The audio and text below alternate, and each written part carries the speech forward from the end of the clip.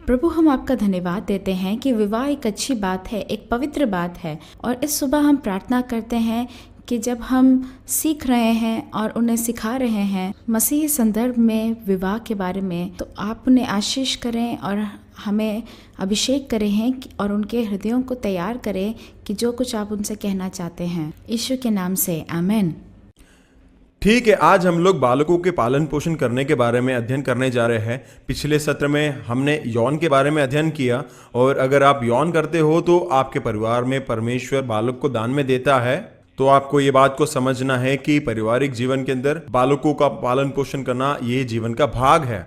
और मैं आपको बताना चाहता हूँ कि बालकों का पालन पोषण करना जो है ये सबसे मुश्किल कामों में से एक है, जिसके लिए हमारे पास कोई अनुभव नहीं होता है। और हमारे व्यक्तिगत जीवन में हमने 3 पुत्रों को पालन पोषण किया है, और हर एक पुत्रों को पालन पोषण करने के बाद हमने ये समझा कि एक के बाद एक को पालन पोषण करना और भी मुश्किल था।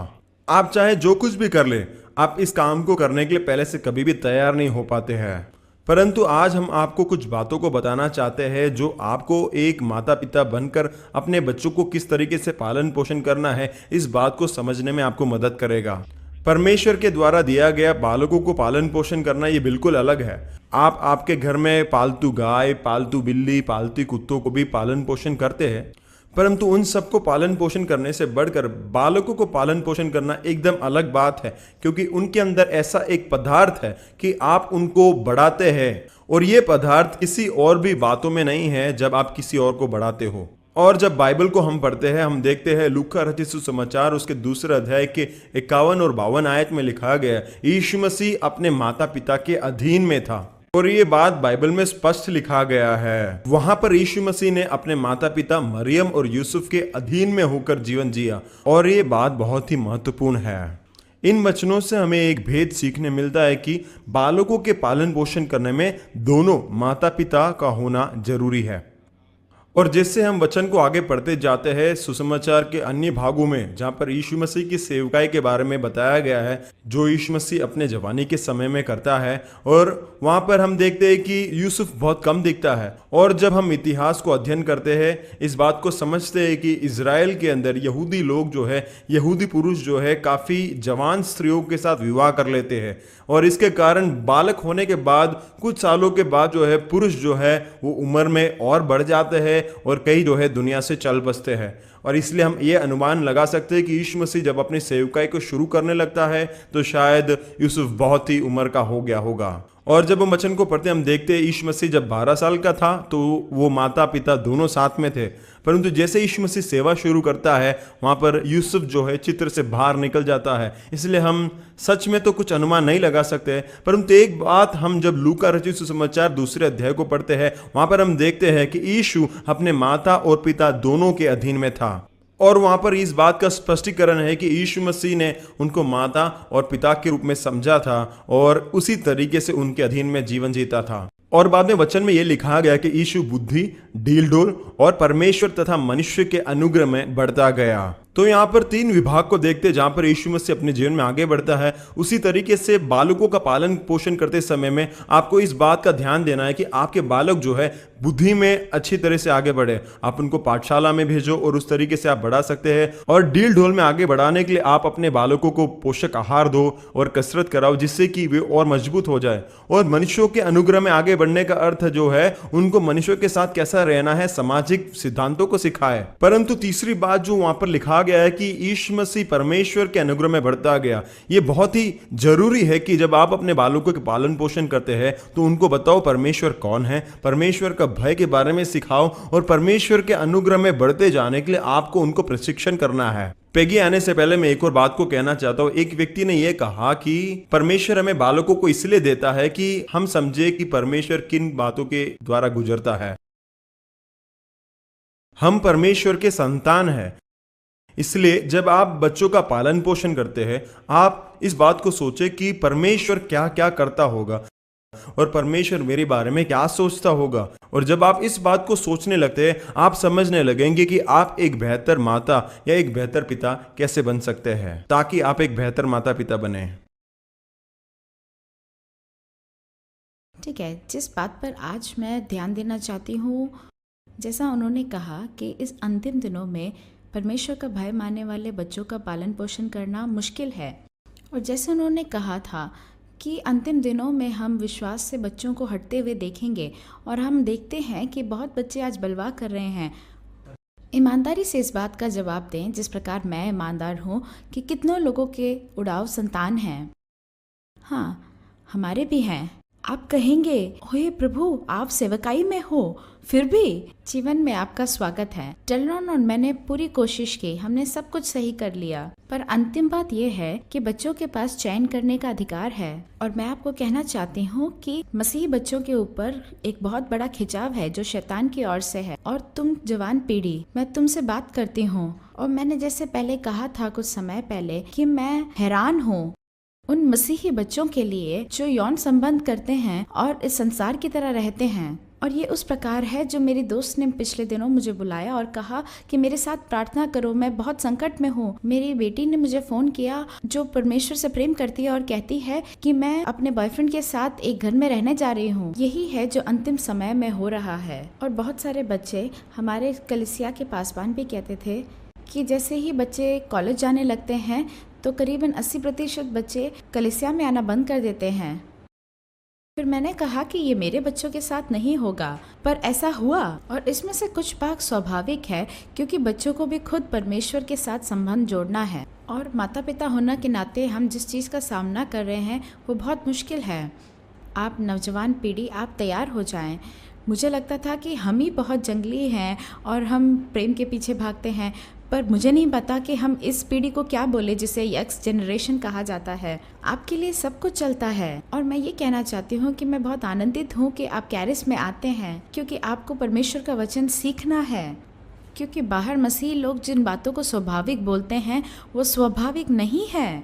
परंतु माता पिता जिनके बच्चे उड़ाव हैं, आपके लिए बहुत दुख भरी बात है। डेलरॉन और मेरे लिए भी था। एंड्रूस ने इस बारे में बोला था, अब हम कुछ नहीं कर सकते हैं। जब वो छोटे थे तो हम उन्हें सिखा सकते थे, उनका प्रशिक्षण कर सकते थे। और वो कहते हैं, वाह, मैं उनको जानती हूँ, उनके बच्चे तो बिल्कुल सिद्ध हैं। अगर आपके बच्चे बिल्कुल सिद्ध हैं तो बहुत अच्छी बात है, आपकी प्रशंसा होनी चाहिए। पर यह बात है कि हमारे बच्चे भी वहाँ पहुँच रहे हैं। उन्होंने एक छोटा सा मोड़ ले लिया था। आमीन। इसलिए मैं उन माता पिताओं को प्रोत्साहित करना चाहती हूँ जो संघर्ष कर रहे हैं। आप अकेले नहीं हैं। हम जानते हैं कि जो लोग सेवकाई में हैं, जो आगे रहते हैं, शैतान उन पर ज़्यादा आक्रमण करेगा।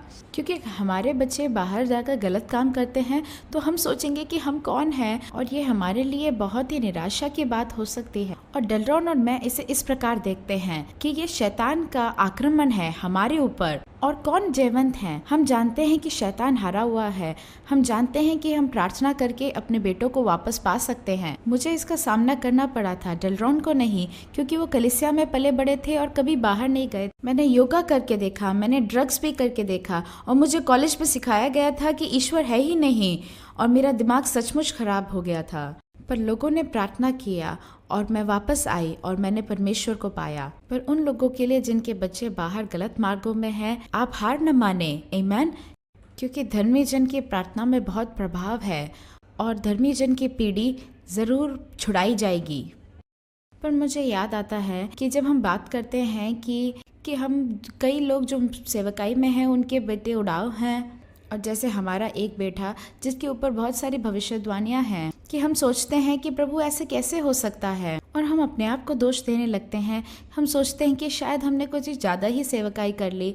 पर डेलरॉन और मैंने हमेशा अपने बच्चों को प्रथम स्थान पर रखा है, जैसे बाकी लोग करते हैं। क्योंकि फिर एक दिन परमेश्वर ने मुझसे बात की कि हम सचमुच हार गए थे और हमने सोचा कि प्रभु हमने तो तलाक नहीं लिया। जीवन ऐसा हो जाता है। हम सिद्ध बनने की कोशिश नहीं कर रहे हैं, हम सिर्फ अपना अच्छा देने की कोशिश कर रहे हैं।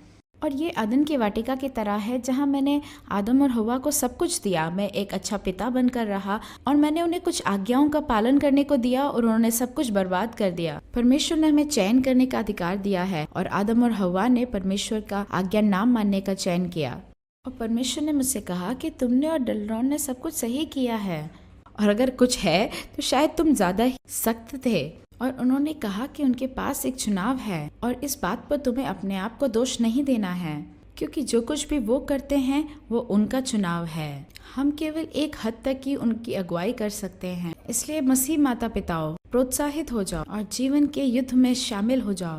मैं और मेरा कुटुंब हम परमेश्वर की सेवा करेंगे। और शायद अब ऐसा नहीं दिखता होगा, शायद अभी उनके काम ऐसे नहीं होंगे, पर हम माता पिता उनके पीछे जाएंगे और उनको शैतान के चंगुल से छुड़ा कर लेकर आएंगे। आमीन। और आपका मनोभाव ऐसा ही होना चाहिए। और जब हम इंडियाना के बाइबल कॉलेज में थे तो हम उन गवाहियों पर विश्वास नहीं कर पा रहे थे जो वहाँ के कुछ विद्यार्थियों ने हमें बताया। मैं दारू पीकर टीवी देख रहा था और मैं जानता था कि मेरी दादी मेरे लिए प्रार्थना कर रही है और कुछ बहुत सारी बातें घटी और उसके बाद मेरा उद्धार हो गया। और बहुत लोग आपको बताएंगे कि वो जानते थे कि उनके माता पिता उनके लिए प्रार्थना कर रहे हैं। और जैसे मेरे पुत्र ने मुझसे कहा कि आप मेरे लिए प्रार्थना कर रहे थे क्योंकि शायद कल रात को मेरी मृत्यु हो जाती, और ऐसा उसने मुझसे कई बार कहा।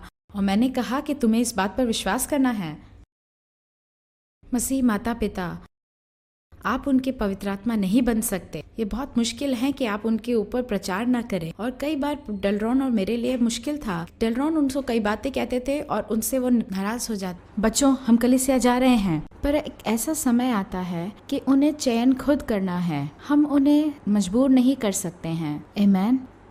परमेश्वर को अपना काम करने दें और हिम्मत ना हारें। मैं अपने बारे में सोचती हूँ कि मैं 28 वर्ष की थी। मैं परमेश्वर के खिलाफ, धर्म के खिलाफ हो गई थी, पर परमेश्वर ने मुझे बहुत अद्भुत रीति से छुड़ाया और अब ये 32 वर्ष हो गए हैं। हालेलुया। और अब मैं परमेश्वर के लिए आग से जलती हूँ। और जो लोग अपने बच्चों के साथ संघर्ष में हैं, इस बात को याद रखें कि एदन के वाटिका में क्या हुआ था। आपने अपना सबसे अच्छा दिया था। आपने भी गलतियां की होगी, हमने भी की थी। और जैसे डेलरॉन ने कहा कि पालन पोषण करना एक ऐसी बात है जिसके लिए काश कोई निर्देश पुस्तिका होती, पर हमारे पास बाइबल है। पर कई बातें हैं जो उठकर आती हैं और कई बार हमने अपना सर्वोत्तम दिया, जैसे हमारे पहले पुत्र के साथ, कि मैं बहुत घबराई हुई थी, विशेषकर मैं, कि वो मेरी तरह ना बन जाए। मैं उस समय को नहीं भूलूंगी जब डेलरॉन ने मुझे कहा था कि एक विद्यार्थी ने उसको स्टार वॉर्स के बारे में कुछ बताया। क्या बताया था आपको स्टार वॉर्स के बारे में?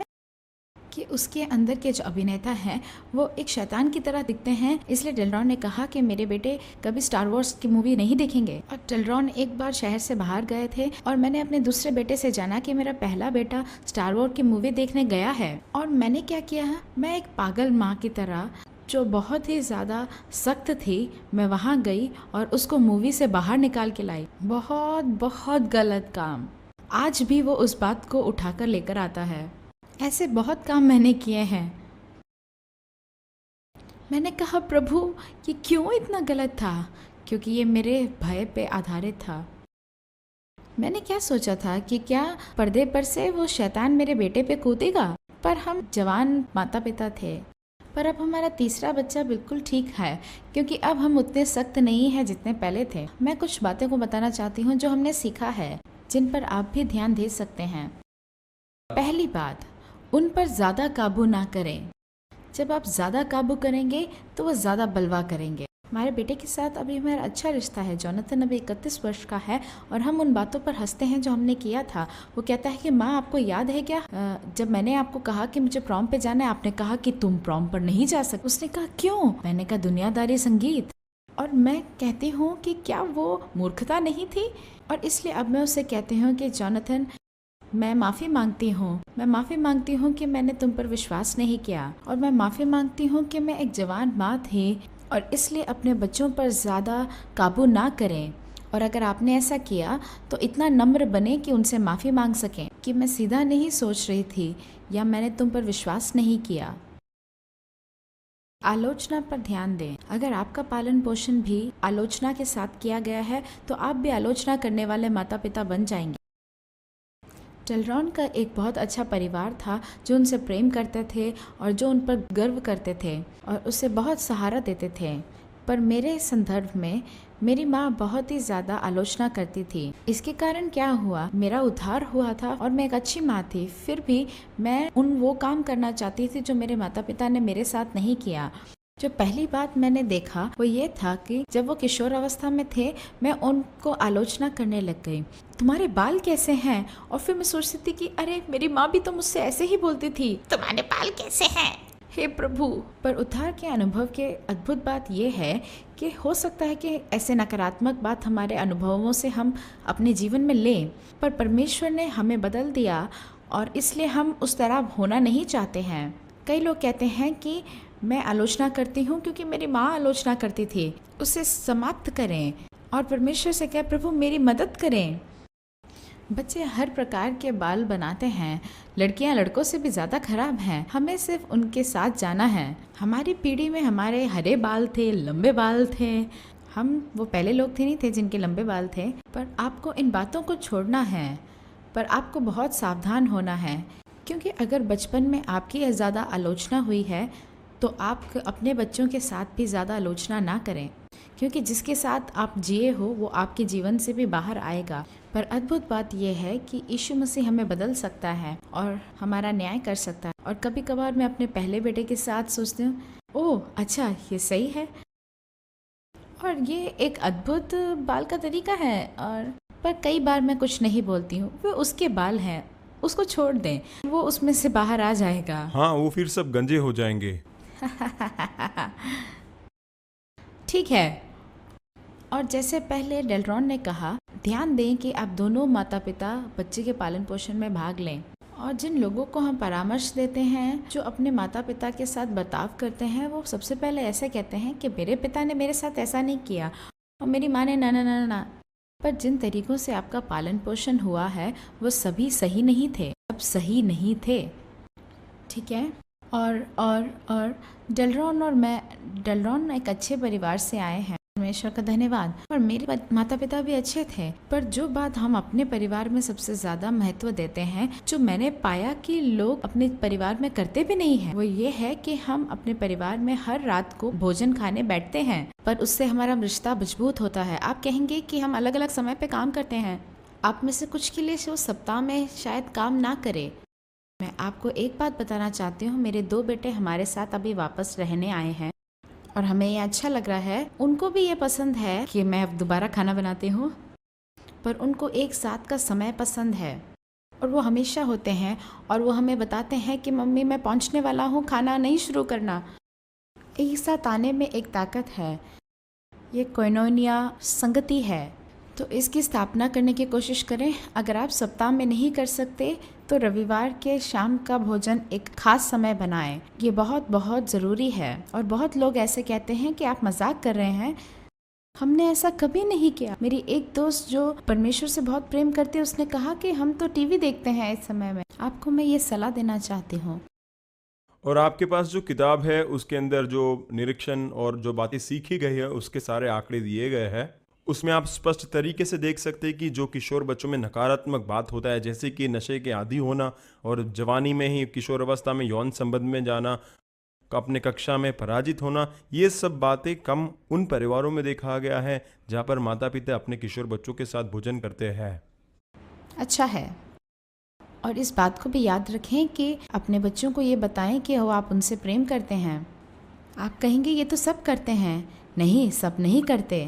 और इस पिछली पीढ़ी में बहुत सारे लोग, डेलरॉन के साथ नहीं पर मेरे जैसे कई लोगों से मैं मिली, जिनसे मैं पूछती हूँ कि क्या तुम्हारे माता पिता ने कहा है कि वो तुमसे प्रेम करते हैं? उन्होंने कहा नहीं, मेरे माता पिता ने कभी नहीं कहा कि वो मुझसे प्रेम करते हैं। और आप सोचेंगे वाह, डेलरॉन की माता बहुत अद्भुत है, क्योंकि वो हमेशा मुझे कहते थे पैगी मैं तुमसे प्रेम करती हूँ, डेलरॉन मैं तुमसे प्रेम करती हूँ। और मैं सोचती थी कि तुम्हारी माँ हमेशा ऐसे करती है। और पूछते थे क्या कि वो कहती हैं कि वो तुमसे प्रेम करती हैं? मैंने कहा हाँ, ये तो स्वाभाविक है। क्या ये स्वाभाविक है? मुझे नहीं मालूम था। उन्होंने कहा ठीक है, मेरे माता पिता ने कभी ऐसा नहीं कहा और उस समय तक मेरे पिता की मृत्यु हो गई, तो उन्होंने कहा हम कुछ करेंगे, तुम अपने माता को कहोगे कि तुम उनसे प्रेम करते हो। और मैंने कहा हाँ नहीं। उन्होंने कहा हाँ तुम करोगे।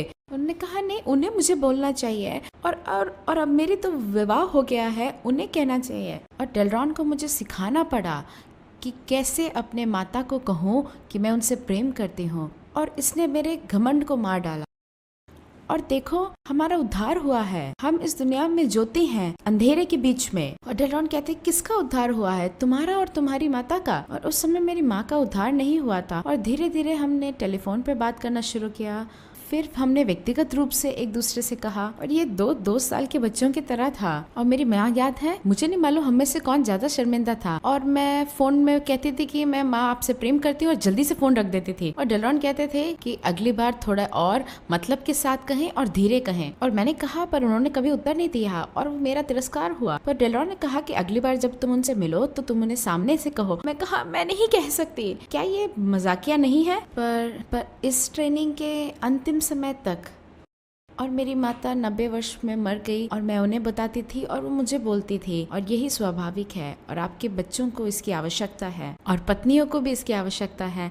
और इस आई लव यू के ट्रेनिंग के बाद डेलरॉन भी आजकल अभी अच्छे हो गए हैं। वो कहते हैं कि मैं तुमसे प्रेम करता हूँ पैगी। वो उसमें थोड़ी कमी कर रहे थे। आमीन, बहुत अच्छी बात है। पर मैं आपको बताना चाहती हूँ ये बहुत जरूरी है। आप कह सकते हैं कि मेरा पालन पोषण ऐसे नहीं हुआ था। अपने भूतकाल से बाहर आएं और परमेश्वर से कहें कि प्रभु मैं आप में हूँ, मुझे आपकी आवश्यकता है। और मैं आपको बताती हूँ कि जैसे 9/11 के बाद जो हुआ था, सब लोग एक दूसरे से कह रहे थे कि वो प्रेम करते हैं। हमें नहीं मालूम कि हम कल जिएंगे या नहीं, और इससे अच्छी बात नहीं है कि हम एक दूसरे को कहें कि हम प्रेम करते हैं। आपको लगता होगा आपके बच्चे नहीं सुनते, पर वो सुन रहे हैं। इसलिए समय निकालें और ऐसा करें। और अगर आपको नहीं मालूम कैसे करना है तो सीखें और आप सीख जाएंगे। मुझे भी सीखना पड़ा कि कैसे कहना है कि मैं तुमसे प्रेम करता हूँ, और गले लगना भी मुझे सीखना पड़ा। मेरे लिए बहुत मुश्किल था। आप में से कुछ लोग आमीन बोल सकते हैं, क्योंकि आप में से भी कई लोग गले लगना नहीं जानते। मुझे किसी ने गले नहीं लगाया था, इसलिए मुझे नहीं मालूम कैसे करना है, और ये बहुत मूर्खतापूर्ण है। पर मेरा पालन पोषण इस प्रकार हुआ था। क्या वो सही था? नहीं, पर मैंने एक रेखा खींची और मैंने कहा मैं उस पार जा रही हूँ, क्योंकि मसीह लोग गले लगाते हैं, वो प्रेम करते हैं, और ये परमेश्वर का प्रेम है और ये बहुत महत्वपूर्ण है। और ऐसे स्टिकर्स हैं जो कहते हैं कि आपने अपने बच्चों को आज गले लगाया, और ये छोटी छोटी बातें हैं जो आप माता पिता होने के नाते कर सकते हैं। और अगर आपको अपने माता पिता से नहीं मिला तो उन्हें क्षमा करें और अपने बच्चों को सिखाएं, अपने नाते पोतों के साथ करें।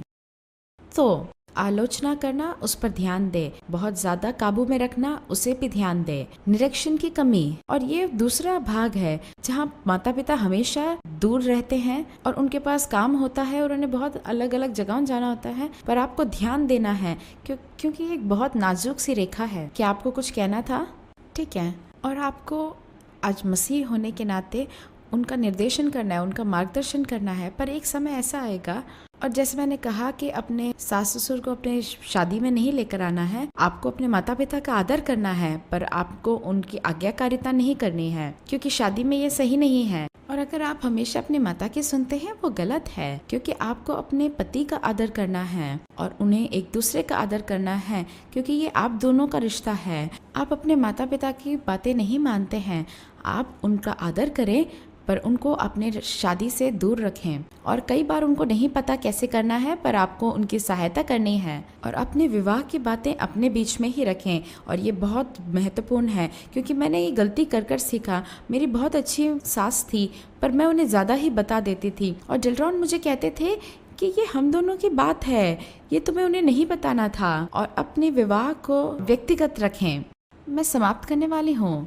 और हमने इस बारे में भी बात किया कि हमें प्रोत्साहित करना है, ये बहुत जरूरी है। आप में से बहुत लोग प्रोत्साहित नहीं करते हैं, मैं हमेशा उत्साहित करती हूँ, और सबको प्रोत्साहन की जरूरत है, विशेषकर आपके बच्चों को। और हमारा बेटा पिछले दिन घर आया था, वो और उसकी गर्लफ्रेंड ने बहुत मेहनत की हमारे लिए भोजन बनाने के लिए, और उनको नहीं मालूम था कि उन्होंने अच्छे से किया कि नहीं। और उन्होंने भारतीय खाना बनाया था और उन्होंने बहुत बहुत मेहनत की थी, और उनके चेहरे को देखना चाहिए था जब मैंने उन्हें कहा कि वाह ये बहुत अच्छा बना है और आपको एक इंडियन रेस्टोरेंट खोल देना चाहिए। और वो बहुत खुश थे। और चाहे वो कितने भी बड़े हो जाए, उनको प्रोत्साहन की आवश्यकता है, और कई बार उनको अपने माता पिता के अलावा कहीं और से ये नहीं मिलेगा। और अगर आप कहें कि मुझे तो कभी नहीं मिला, तो रुको, अपने बारे में और अपने भूतकाल के बारे में बात करना बंद करें, उस श्रृंखला को बंद करें। मुझे नहीं मिला, पर मेरे बच्चों को, मेरे नाती पुतों को जरूर मिलेगा। आमीन। और फिर चीजों को एक साथ करें। और आप में से कई लोग कहेंगे कि मेरे माता पिता ने कभी हमारे साथ कुछ नहीं किया, और मैंने आपको बताया कि मेरे माता पिता ने मुझे हॉस्टल भेज दिया था, और मेरे पास मेरे माता पिता के साथ ज़्यादा समय नहीं था। पर डेलरॉन के पास साथ ऐसा नहीं था। मैंने एक माँ के रूप में ये निर्णय लिया कि हम उनके साथ कई चीज़ें करेंगे। हम उनके साथ खेलने जाते हैं।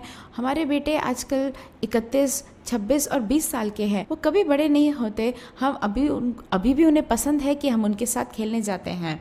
हम इतने बड़े हो गए हैं और आजकल हम बहुत कुछ नहीं कर सकते, पर हमने हमेशा कोशिश की है कि हम उनके साथ समय बिताएं। चिल्ड्रन सेवा में बहुत व्यस्त थे, पर वो हमेशा शनिवार का समय निकालते थे परिवार के लिए, और ये बहुत महत्वपूर्ण है।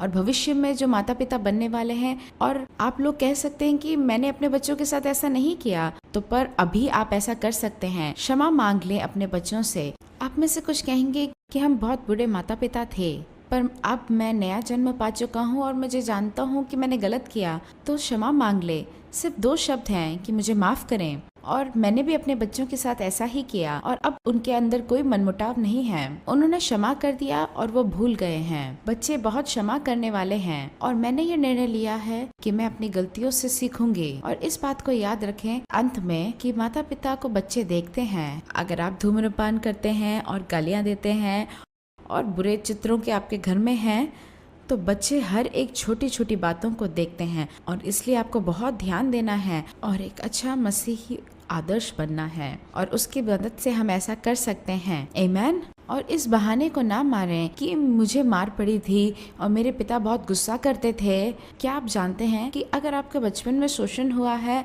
तो ये बहुत ही दुख भरी बात है, पर संख्याएं ये बताती हैं कि आप भी ऐसा बन सकते हैं। अगर आपके अंदर गुस्सा है और आप उनको मारना चाहते हैं क्योंकि आपको भी मार पड़ी थी, तो परमेश्वर से कहें कि प्रभु मुझे बदल दें। प्रार्थना मांगे और परामर्श के लिए जाएं और आत्मा में चंगाई पाएं और अगली पीढ़ी को ये ना दें। आमीन। पालन पोषण करना बहुत अद्भुत बात है, और बच्चे परमेश्वर की ओर से हमें मिलने वाले विरासत है, परंतु ये मुश्किल है इस अंतिम दिनों में जहाँ सब बलवा कर रहे हैं। आमीन।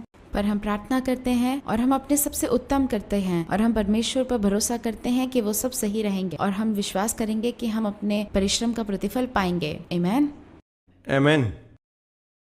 पेगी जब बातों को बता रही थी तो उन्होंने शनिवार के बारे में बताया, और मैं आपसे कहना चाहता हूँ ये शनिवार का समय जो मैं मेरे बेटों के साथ बिताता हूँ ये बहुत ही महत्वपूर्ण है, जहाँ पर हम वर्कशॉप के अंदर एक साथ मिलकर काम करते हैं। और मैं आपको इस बात को बताना चाहता हूँ हम वहाँ पर वर्कशॉप में जाकर क्या काम करते हैं या फिर उस काम का फल क्या निकल कर आता है वो महत्वपूर्ण नहीं था, परंतु ये महत्वपूर्ण था कि हम उस जगह में बैठकर अपने समय को कैसे बिताते हैं, वो बहुत ही महत्वपूर्ण था। देखो, एक बात को मैं स्पष्ट करना चाहता हूं कि जब वहां पर गैरेज में वर्कशॉप में हम लोग काम करते हैं तो वही काम जो हम 4 लोग मिलकर करते हैं मैं अकेला करके उसे जल्दी और बेहतर तरीके से खत्म कर सकता हूं। परंतु जब मैं उनको औजारों को, पावर टूल्स को देता हूं तो वहां पर मेरा लक्ष्य यह नहीं कि वो काम करना सीख जाए या फिर वो फल को लेकर आना सीख जाए, परंतु वो इस बात को सीखे कि मैं कौन हूं। मैं चाहता था कि वो ये समझे।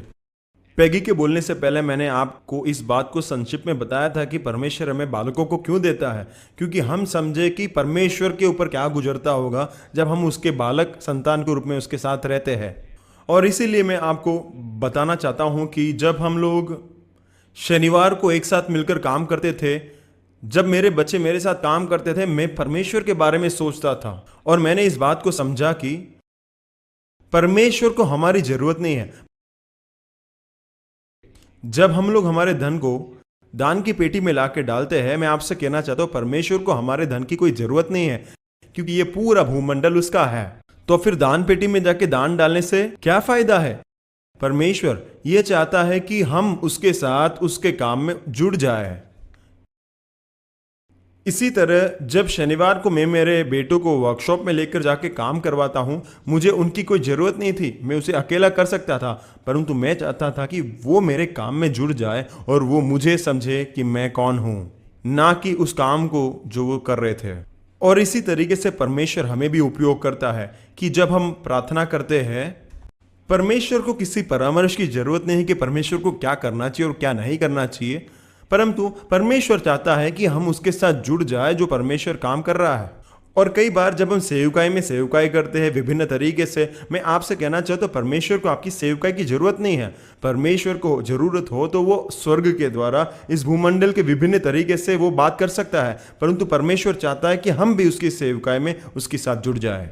और इसीलिए मैं कहना चाहता हूं बालकों का पालन पोषण करना जो है वह यह है कि हम परमेश्वर के साथ जुड़ जाए और परमेश्वर के साथ संबंध बनाकर हम हमारे बालकों को भी परमेश्वर के साथ उस संबंध में जोड़ दें।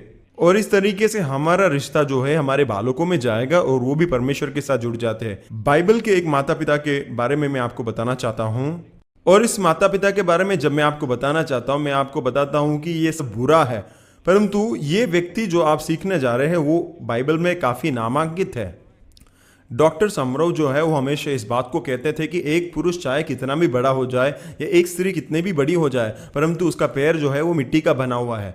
एक व्यक्ति कई बातों में बहुत अच्छा होगा, परंतु कई ऐसे बात उसके जीवन में होंगे जहां पर वो बहुत कच्चा होता है। और जब हम राजा दाऊद को देखते हैं, वो एक अच्छा भक्त था। उन्होंने काफ़ी सारा भजन को लिखा, उन्होंने इज़राइल के ऊपर अच्छी तरीके से राज किया, उन्होंने सारे दुश्मनों को बहुत अच्छी तरीके से हरा दिया। परंतु एक जगह जहां पर वो पराजित हो गए वो ये है कि वह एक अच्छा पिता नहीं था। इसलिए मैं आपको दाऊद के बारे में और उसके बच्चों के बारे में कुछ बातों को बताऊंगा, ताकि हम इनके जीवन के द्वारा कुछ संदेश को सीखें और समझें। हम दाऊद के जीवन के नकारात्मक बातों को देखेंगे ताकि हम हमारे जीवन में होने वाले गलतियों को समझें और सुधरे। और आपकी सिलेबस किताब के अंदर आप 9.C पेज नंबर में देख सकते हैं, दाऊद के बारे में लिखा गया है। और हम जब यहाँ पर अध्ययन कर रहे हैं, हम लोग उनके 6 बालकों के बारे में अध्ययन करेंगे। और जब बाइबल को हम पढ़ते हैं, मेरे ख्याल से तकरीबन 19 बेटा और 1 बेटी उनको परमेश्वर ने दान में दिया था। और अन्य बेटियों के बारे में हमें नहीं पता, क्योंकि उनके बारे में बाइबल के अंदर उल्लेख नहीं किया गया है। परंतु दाऊद के सारे बालकों में से केवल ये 6 बालकों के बारे में बाइबल के अंदर बराबर लिखा गया है। और हर एक 6 बालकों के जीवन का अंत जो है एक दुखद अंत के रूप में हम देखते हैं। और पहला पुत्र के बारे में जो हम अध्ययन करने जा रहे हैं वो है बत्शीबा के द्वारा। आप जानते हैं दाऊद जो है व्यभिचार करने के कारण इस बालक को प्राप्त करता है। और हम जब कहानी को याद करते हैं, देखते हैं कि ये बालक जो है बचपन से ही बीमार था। और ये बालक की बीमारी के लिए हम देखते हैं दाऊद जो है काफ़ी समय तक उपवास और प्रार्थना कर रहा था। परंतु दाऊद की प्रार्थना के अनुसार कुछ नहीं हुआ और वो बालक जो है वो मर जाता है। और जो संदेशवाही वहाँ पर थे वो इस संदेश को देने के लिए काफ़ी घबरा रहे थे, क्योंकि उन्होंने देखा था कि उनका दाऊद राउत जो है जब से जाना कि उनका बेटा बीमार है, वो तब से बहुत निराश थे, उदास थे और उपवास कर रहे हैं। और अगर अभी इस मृत्यु के संदेश को लेकर जाएंगे, वो घबरा गए थे कि किस तरीके से राजा अपना प्रक्रिया को दर्शाएगा। परंतु जब दाऊद को इस मृत्यु का खबर मिलता है, वहाँ पर हम देखते हैं दाऊद अपने कपड़ों को बदलता है और नहाने के बाद आगे के जीवन के लिए तैयार हो जाता है। दुनिया जब इस बात को देखता है, इस सकारात्मक प्रक्रिया को देखकर वो बड़े अचंभे में पड़ जाते हैं, क्योंकि दाऊद इस बात को जानता था कि अगर बालक जीता तो वो आगे अच्छी तरह से जी पाता, परंतु वो मर गया है, अभी विलाप करने का कोई अर्थ नहीं है। और हम इस बात को जानते हैं कि ये इसलिए हुआ क्योंकि ये जो रिश्ता जो वहाँ पर हम देखते हैं वो परमेश्वर की इच्छा के विरुद्ध में था और परमेश्वर के साथ जुड़ा नहीं था। और ये बालक जो उनके परिवार में आता है वो परमेश्वर की इच्छा के अनुसार नहीं आता है। और इस बात को हमें सीखने मिलता है कि वो बालक जो है परमेश्वर की इच्छा के विरुद्ध में था, इसीलिए वो बालक की चंगाई के लिए दाऊद जो है प्रार्थना करने पर भी वो अपनी चंगाई को नहीं प्राप्त करता। अगले बालक जिनके बारे में हम अध्ययन करने जा रहे हुए तामार, जो केवल एक ही बेटी है जिनके बारे में उल्लेख किया गया है। और तामार जो है वो अम्नोन की आधी बहन थी और अम्नोन के बारे में हम तीसरे भाग में देखेंगे। और वो एब्सोलोन की बहन थी जिसके बारे में हम चौथे भाग में देखेंगे। और जब हम दाऊद के जीवन को अध्ययन करते हैं, हम देखते हैं कि दाऊद के जीवन में कई पत्नी थी और जिसके कारण उनके पास काफ़ी बालक थे। और जब हम अम्नोन के जीवन को देखते हैं, तामार जो है अम्नोन की आधी बहन थी। और जब अम्नोन और तामार जो है जवान बन गए, अम्नोन जो है तामार की प्रेम के अंदर बीमार बन गया और वो इतना बीमार बन गया कि वो तामार को पूरी तरह से प्राप्त करना चाहता था। उसके जीवन में बाकी सारे आकांक्षाएं पूरी हो गई और अभी केवल वो तामार के साथ एक रिश्ते को स्थापित करना चाहता था। और इस बीमार की अवस्था में अम्नोन के एक मित्र आते हैं और उनको एक योजना देते हैं। और इस योजना के तहत अम्नोन जो है वहाँ पर बीमार पड़ा रहता है और इसका पिता भी उसके बारे में सोचता है मेरा बेटा बीमार है। और उसको पूछने पर अम्नोन कहता है कि मैं चाहता हूँ कि मेरी बहन जो है तामार मेरे लिए भोजन लेकर आ जाए। और ये तो अम्नोन का दुष्ट षड्यंत्र था कि इस तरीके से कार्य करने का। और मैं इस बात को समझ नहीं पा रहा कि दाऊद ने भी इस बात को नहीं समझा कि ये अम्नोन किस तरीके से तामार को उपयोग करने की कोशिश कर रहा था। और वहां पर दाऊद ने कभी ये नहीं सोचा कि अम्नोन जो है ये एक दुष्ट विचारधारा के साथ कर रहा है। और दाऊद इस बात को सुनने के बाद ठीक है अनुमति देता है और तामार को जो है अम्नोन को भोजन लेकर जाने के लिए अनुमति देता है। और वहां पर तामार आती है, अम्नोन को भोजन तैयार करके देखती है और उस कमरे के अंदर हम वचन में देखते आगे कि अम्नोन जो है तामार का बलात्कार करता है। परंतु एक बात जो अद्भुत है, जो मैं समझ नहीं पाता कि दाऊद ने ऐसा क्यों किया, कि दाऊद ने तामार के लिए कुछ नहीं किया और अम्नोन को सुधारने के लिए भी कुछ नहीं किया। ऐसी परिस्थिति में दाऊद ने कुछ भी ठीक करने का कोशिश नहीं किया और आगे तामार का जीवन जो है वो संभाला नहीं गया था। पहला बालक जो है परमेश्वर के साथ न जुड़ने के कारण नाश होता है और दूसरी बेटी जो यहाँ पर है वो संभाली नहीं गई। और यहाँ पर अम्नोन ने अपनी बहन के साथ बलात्कार किया और दाऊद ने वहां पर कुछ नहीं किया। और हम जब वचन को पढ़ते हम ये देखते हैं कि दाऊद अपने दैनिक कार्यों को जो करता था उसी तरीके से वो करता गया। अम्नोन ने इतना घोर पाप किया था, उसको दाऊद ने नजरअंदाज कर दिया। परंतु इन सब के बीच में अबशलोम जो तामार का पूरा भाई था, वो इस बात को सुनकर बहुत क्रोधित होता है और किसी भी तरीके से अपनी बहन पर हुए इस बलात्कार का बदला लेने के लिए वहां पर अबशलोम जो है एक योजना बनाता है और वो एक बड़ी दावत को बुलाता है। और उसके पश्चात अबशलोम जो है अपने पिता और अपने घराना को कहता है कि मैं यहाँ पर एक बड़ा दावत बुलाना चाहता हूँ पूरे परिवार के लिए। और जब दाऊद इस बात को सुनता है वो कहता है कि ये ठीक नहीं है, ये काफ़ी महंगा हो जाएगा और ये अच्छा नहीं है, ये करने की कोई ज़रूरत नहीं है। परंतु वहाँ पर हम देखते हैं अबशलोम कहता है ठीक है कोई नहीं आए तो भी चलेगा, अम्नोन को मैं दावत को बुलाने के लिए चाहता हूँ। और मैं इस बात से अचरज में था कि इस बार भी दाऊद का कान बंद था, उसने नहीं समझा कि एक षड्यंत्र था। और इस षड्यंत्र को समझे बगैर दावत के लिए दाऊद जो है अनुमति को देता है। अबशलोम जो है दावत में अपने परिवार को सबको बुलाता है और अम्नोन भी उस दावत में आता है और अपने बहन के ऊपर हुए अत्याचार का बदला लेने के लिए अबशलोम जो है वहां पर अम्नोन का कत्ल कर देता है। और अभी दाऊद के परिवार में एक भयंकर समय है क्योंकि पहला बालक गुजर गया और दूसरे बेटा का कत्ल हो चुका है।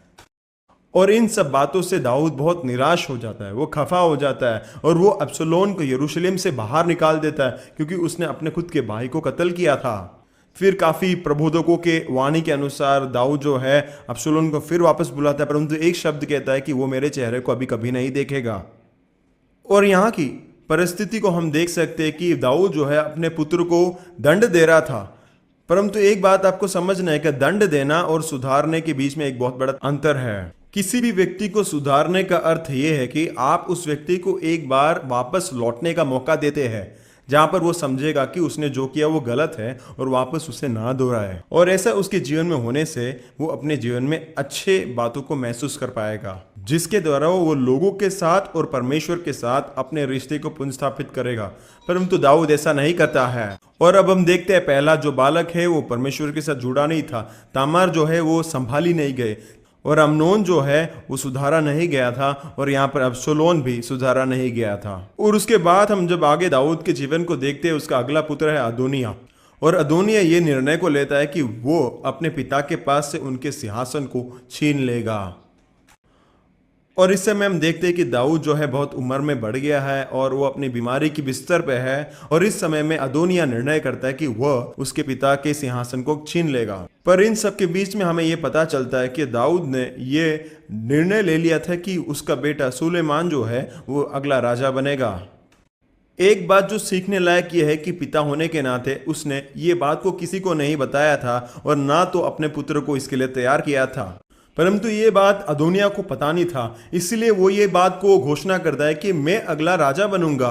और इन सब के बीच में हम देखते वचन यह कहता है कि जब दाऊद को ये बात पता चलता है वो अपने बिस्तर से खड़ा होता है, वो बीमार की अवस्था में है और कोई आकर उसे उठाता है ताकि वो इस बात का घोषणा करे कि अगला जो राजा है वो सुलेमान है।